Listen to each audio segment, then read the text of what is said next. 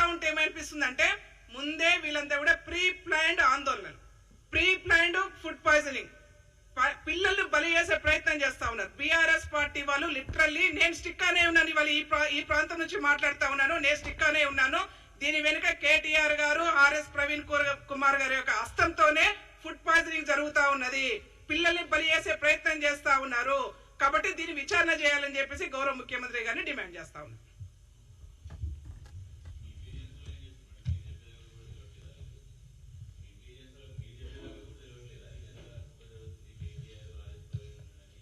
తెలుస్తుంది,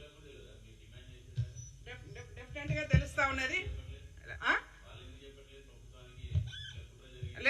అన్ని నివేదికలు వస్తా ఉన్నాయి.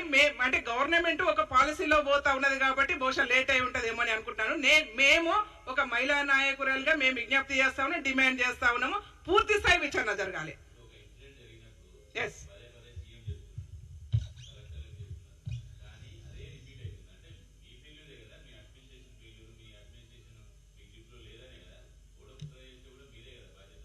నేను ఇందాక చెప్పాను అంతిమ తీర్పు సినిమాలో లాగా వీళ్ళు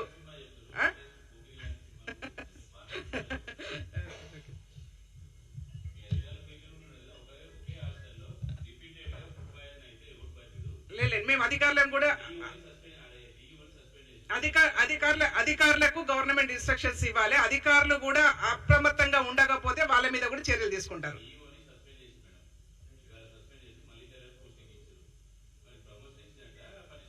నేనేమంటున్నానంటే, సరే మీరు జరిగిన సంఘటన ఏదో నాకు తెలియదు కానీ నేను ఒకటే చెప్తా ఉన్నాను, ఒకవేళ అధికారుల కనుసన్నలో జరిగితే సీరియస్ యాక్షన్స్ ఉంటాయి, అధికారులు నిర్లక్ష్యంగా వ్యవహరించినా సీరియస్ యాక్షన్స్ ఉంటాయి.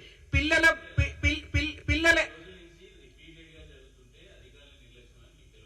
నేనేమంటున్నా అంటే అధికారుల నిర్లక్ష్యంతో పాటు టిఆర్ఎస్ వల్ల కుట్ర ఉంది.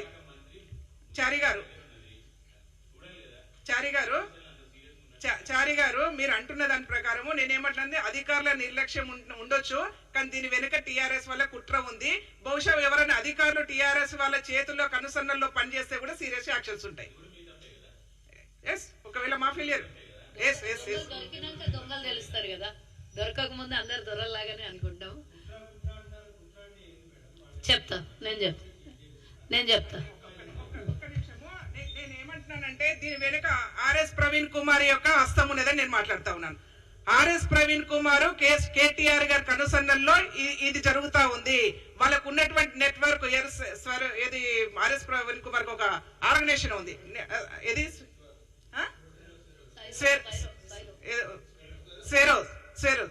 నేను అనుకుంటాను ఈ భాగంలో జరుగుతుందని చెప్పేసి మేము అనుమాన పడతా ఉన్నాం, బలమైన నమ్మకంతో మాట్లాడుతా ఉన్నాం. ఇవాళ దీని వెనుక ఆర్ఎస్ ప్రవీణ్ కుమార్ యొక్క హస్తం స్పష్టంగా కనిపిస్తా ఉన్నది. ఈ హాస్టల్లో జరిగే ప్రతి ఫుడ్ పాయిజన్ దానిలో నేను అడుగుతా ఉన్నాను, టిఆర్ఎస్ హయాంలో ఎన్ని జరిగినాయి చెప్పండి. మాసాయపేట ఇన్సిడెంట్ జరిగింది, బాసర్లో ఇన్సిడెంట్ జరిగింది, ఒక అమ్మాయి సూసైడ్ చేసుకొని చనిపోతే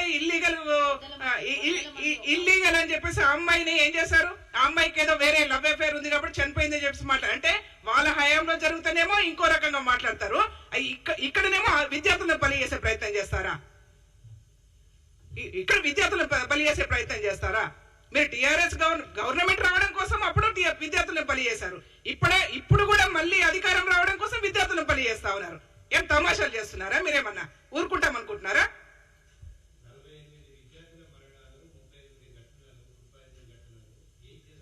నేనేమంటున్నా అంటే బిఫోర్ గవర్నమెంట్, హరి గారు, బిఫోర్ గవర్నమెంట్ తెలంగాణ రాష్ట్రంలో కాంగ్రెస్ పార్టీ అధికారంలోకి రావడానికన్నా 9 నెలల ముందు చూసినట్టయితే 900 మంది విద్యార్థులు ఇన్సిడెంట్ జరిగినాయి. ఏం చేసినారు వీళ్ళ గవర్నమెంట్ లో జరిగినాయి మనం చూస్తున్నాం కదా. గవర్నమెంట్ వచ్చినాక అతి కొద్ది రోజుల్లో 40-45 రోజుల్లోనే మాసాయిపేట ఇన్సిడెంట్ జరిగితే ఒక్కరైనా పరామర్శకి వెళ్ళారా? బాసర ఐఐటిలో అన్నిసార్లు ఉద్యమాలు చేస్తే, అన్నిసార్లు ఆందోళన చేస్తే ఒక్కరైనా వెళ్ళారా? ఇవాళ మాట్లాడుతూ ఉంటారు సీతక్క గారు వాంకిడి వెళ్ళలేదని చెప్పేసి. సీతక్క గారి పర్యవేక్షణలో అనేక మార్లు 4 మంత్రులు వెళ్ళారు అక్కడికి. వాంకిడి విషయంలో సీతక్కను బలి చేసే ప్రయత్నం చేస్తా ఉన్నారు, సీతక్క గురించి మాట్లాడుతూ ట్రోల్ చేస్తా ఉన్నారు. అక్కడ ఒక దండవేటను ఎమ్మెల్సీ గారిని ప్రత్యేకంగా కేటాయించి ఆ ఇన్సిడెంట్ కు సంబంధించిన దానిలో పర్యవేక్షణలో ఉంచి 4 మంత్రుల బృందము అనేక మార్లు పర్యవేక్షణలో వెళ్ళారు. అమ్మాయి చనిపోయింది, చాలా దురదృష్టకరం, నిజంగానే చనిపోవద్దని కోరుకుంటాం. కానీ ఇవాళ మెడికల్ రిపోర్ట్ కూడా వస్తుంది కదా, అమ్మాయి కూడా హెల్త్ కండిషన్స్ ఎట్లా ఉన్నాయి, ఇన్సిడెంట్స్ ఏమేమి జరిగిందని కూడా అన్ని విషయాలు బయటకు వస్తా ఉన్నాయి.